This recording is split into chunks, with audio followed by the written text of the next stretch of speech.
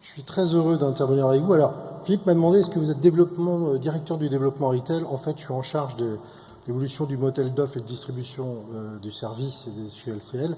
Et je suis notamment patron du réseau des 1700 agences, qu'elles soient professionnelles, particuliers ou banques privées. Donc, c'est tous les ménages en France, hormis le monde des entreprises. Voilà ce qu'est le retail, Philippe. Alors, chez LCL, né au 19e siècle, alors attendez, il faut que j'ai le retour d'écran, parce que là j'ai le timing. Voilà. LCL, né au 19e siècle, comme de grands réseaux bancaires, en fait, avec des réseaux bancaires qui accompagnaient le financement et le développement des territoires, qu'ils soient en zone rurale, avec des banques et des groupes bien connus sur ces sujets, ou sur des métropoles urbaines. Le Crédit Lyonnais a été fondé en 1863 par un soyeux, Henri Germain, entrepreneur qui cherchait à doter Lyon d'un écosystème financier pour accompagner les industriels. Cette affaire a bien fonctionné. D'ailleurs, en 1885, le Crédit Lyonnais s'installe à Paris, puis se développe en France et partout dans le monde pour devenir l'un des plus grands établissements bancaires au monde.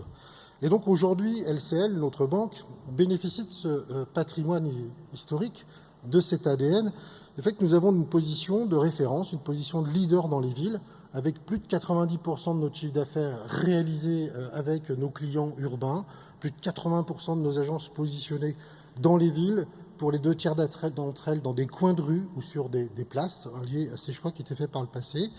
Et puis, évidemment, des positions aussi auprès des entreprises de taille intermédiaire qui sont souvent situées dans les bassins d'emploi des métropoles, puisque une ETI sur 2 en France est en relation avec LCL. D'ailleurs, ce positionnement urbain, nous le traduisons dans notre positionnement marque et notre signature, ma vie, ma ville, ma banque, voilà, et qui finalement explique ce positionnement stratégique que nous avons choisi.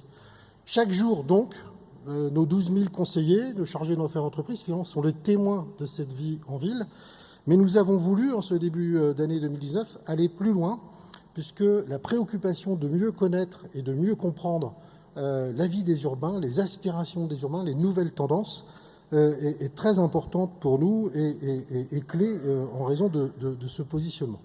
Nous avons donc lancé l'Observatoire des urbains, avec une démarche qui consiste non pas seulement à mesurer les usages dans les villes, mais à mieux comprendre finalement ce sentiment d'appartenance à la ville, ce sentiment d'urbanité, pourquoi aime-t-on la ville, quel est le rapport des urbains au travail, au loisir, au logement. Et je voudrais ce matin vous donner les grands enseignements de cette étude que nous avons donc conduit auprès d'urbains, bien sûr sur le bassin parisien, mais dans les grandes métropoles en France, dans les villes de plus de 100 000 habitants. Voilà l'échantillon que nous avions choisi. Alors, sans être exhaustif, bien entendu, premier enseignement, premier regard, les urbains au travail. Les urbains aiment leur travail. 87% d'entre eux nous l'affirment dans cette étude, même si dans le même temps, ils donnent la priorité. J'ai pas le retour à l'écran, là, s'il vous plaît. Alors, c'est pas grave, je vais me tourner, mais si au niveau de la régie, vous pouvez m'aider. Ah oui, d'accord. Merci beaucoup. Même si dans le même temps, 77% d'entre eux donnent la priorité à leur vie personnelle. Ce qui signifie qu'aujourd'hui, il faut conjuguer la vie au travail, mais aussi la vie familiale, la vie sociale, les loisirs. Et ceci entraîne donc, avec cette vie de modeler sa vie selon ses désirs, avec cette offre riche dans les villes, une préoccupation qui consiste à maîtriser le temps. L'urbain veut être maître de son temps. Et dans ce cadre-là, il recherche de la flexibilité, de la modularité dans son emploi du temps partiel et évidemment du télétravail, puisque 53% des actifs urbains sont prêts à travailler à distance au moins une fois par semaine. Et évidemment, derrière ces évolutions, eh bien, nous voyons des nouveaux modèles économiques, des nouvelles approches, et c'est le cas du logement. Nous venons d'en parler, et les dirigeants de Regus, Querc et Comet Meeting en parleront beaucoup mieux que je ne le ferai, mais vraiment une recherche de flexibilité. Cette deuxième regard que je vous propose d'aborder, c'est les urbains et le logement.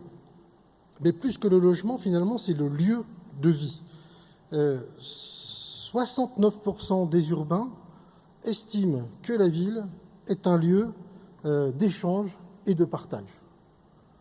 En fait, l'urbain cherche à s'enraciner dans un quartier et il va choisir ce quartier en fonction de critères de commodité, de convivialité, de mixité sociale, culturelle, de services pour s'y plaire. D'ailleurs, pour s'y plaire tellement que 86% d'entre eux aiment la ville dans laquelle ils vivent. C'est une information très positive. Et finalement, ils se plaisent tellement dans cette ville qu'ils ont besoin et envie, ils aspirent à s'enraciner et évidemment, ils sont en quête de devenir propriétaires. Alors évidemment, le fait de devenir propriétaire pose le problème de l'étalement urbain, bien connu, qui entraîne des conséquences et une prise de conscience sur l'impact environnemental et climatique. Et on voit là aussi émerger des nouveaux modèles économiques de recyclage urbain, entre guillemets, pour optimiser les espaces. On connaît utiliser des usines désaffectées, des hangars inexploités. Et puis on voit aussi des nouveaux modèles sur l'habitat participatif. Alors c'est nouveau en France notamment, un peu moins dans d'autres pays d'Europe. Et aujourd'hui, des start-up comme Au fil des voisins émergent pour accompagner finalement le citoyen urbain à construire ce projet d'habitat participatif qui remodèle les espaces privatifs et les espaces communs pour créer du lien social et finalement faire de ces lieux de vie des lieux d'un nouveau genre pour mieux vivre en ville et encore plus s'y plaire. Cet étalement urbain pose évidemment le sujet de la mobilité. Et là aussi, la mobilité, toujours avec ce regard non pas de chiffres dans l'usage, mais sur la façon dont vivent les urbains.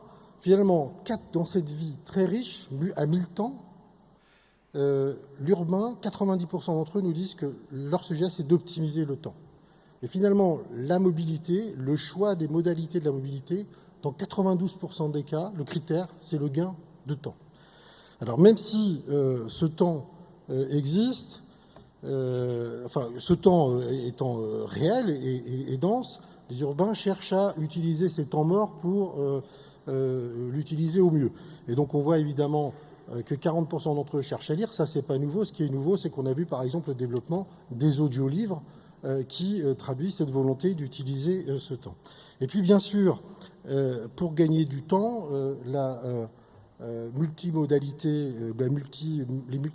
de mobilité sont clés et aujourd'hui, 4 urbains sur 10 déjà ont emprunté en vélo en libre service. Donc cette offre de mobilité partagée, cette offre de transport public fait que le véhicule individuel évidemment recule avec cette prise de conscience sur l'impact de la mobilité sur l'environnement. Et là aussi, les start-up sont nombreuses et certaines d'ailleurs inventent des business models nouveaux. J'ai rencontré récemment Pony qui mène des pilotes sur Angers, j'en suis sûr, Bordeaux, je crois, pour avoir une approche encore plus impliquant encore davantage les urbains en proposant des Pony Angels, des propriétaires des vélos électriques ou des trottinettes pour complètement s'associer et faire mouvement ensemble sur ces sujets. Dernier regard que je vous propose est celui lié à la consommation. Évidemment, si la ville pousse à la consommation, si la ville est perçue comme un lieu où l'offre est très riche, l'urbain cherche à consommer pragmatique, cherche à consommer éthique et cherche également à consommer raisonné. Donc Yuka est un exemple très connu de cette nouvelle aspiration, de ces nouvelles tendances, mais fait très important et qui va parler à beaucoup des acteurs. Pardon, il faut un petit coup. Voilà. Fait très important qui va parler à beaucoup d'acteurs qui se mobilisent pour faire vivre et dynamiser les cœurs de ville. Finalement, au-delà de la capacité à le faire, 73% des urbains aujourd'hui favorisent les commerces de proximité. Voilà, avec cet enracinement dans la vie de quartier, ça se traduit par une vraie volonté de consommer en local. Et donc ça pose des remises en question, évidemment, nous le savons, des hypermarchés notamment. Et ça, ce sont des sujets aussi sur nous sommes présents et nous essayons d'accompagner les commerces de proximité dans cette dynamique. Second fait marquant, cette consommation se veut vertueuse. Alors, un des chiffres de notre étude nous dit que 40% des urbains achètent aujourd'hui régulièrement des produits de seconde main. C'est quelque chose qui est connu, ce phénomène d'économie circulaire, mais au-delà, on voit émerger l'upcycling, le recyclage par le haut, avec des expériences nouvelles, et là aussi des nouvelles approches, par exemple les Résilientes, qui sont une association avec du personnel, avec une volonté d'inclusion et d'insertion, des personnels qui finalement redesignent à partir d'objets récupérés chez Emmaüs. C'est un partenariat avec Emmaüs pour finalement donner une seconde vie à des objets. Et chez LCL, par exemple, nous avons travaillé avec cette association parce que nous croyons à l'intérêt de leur démarche et on leur a confié une première agence et on va leur en confier d'autres où ils ont eux-mêmes redesigné notre agence pour encourager ce phénomène d'upcycling. On voit aussi dans ces évolutions de consommation un retour au faire soi-même, c'est-à-dire au do-it-yourself, les cours, alors c'est les cours de bricolage, c'est les cours de cuisine, mais on y voit aussi cette volonté de vivre la ville, de moments de convivialité pour créer du lien social. Alors, finalement, au travers de ces 4 regards, l'enseignement, c'est que loin de l'image peu répandue, du cliché de l'urbain un peu déshumanisé, morose, le portrait de cet observatoire nous montre finalement un urbain heureux. Un urbain qui aspire à être heureux et qui aspire à vivre finalement dans un ensemble de villages, de quartiers, bénéficiant d'un ensemble de services qui lui permettent de renforcer le lien social en conciliant, il est vrai, des aspirations qui sont parfois contraires.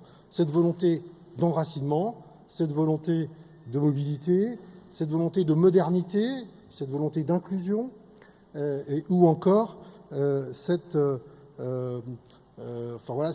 démarche de vivre pleinement sa vie sociale dans une vie à 1000 temps et de moments un peu plus down, de repli sur soi.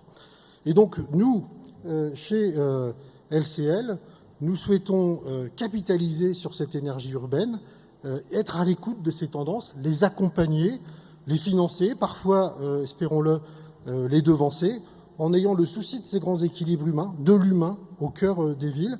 Et nous pensons qu'en accompagnant l'initiative privée, l'intelligence collective, conjuguée évidemment avec l'action et l'impulsion des pouvoirs publics, nous pouvons contribuer à un meilleur vivre ensemble. C'est ainsi que nous concevons le rôle de banquier urbain, agir bien évidemment dans l'intérêt de nos clients chaque jour, mais aussi agir dans l'intérêt des villes pour un développement durable. Et c'est pour cette raison que nous serons, avec cette démarche, en constante écoute de nos clients pour leur proposer le meilleur modèle de service possible. Voilà, je vous remercie de votre attention.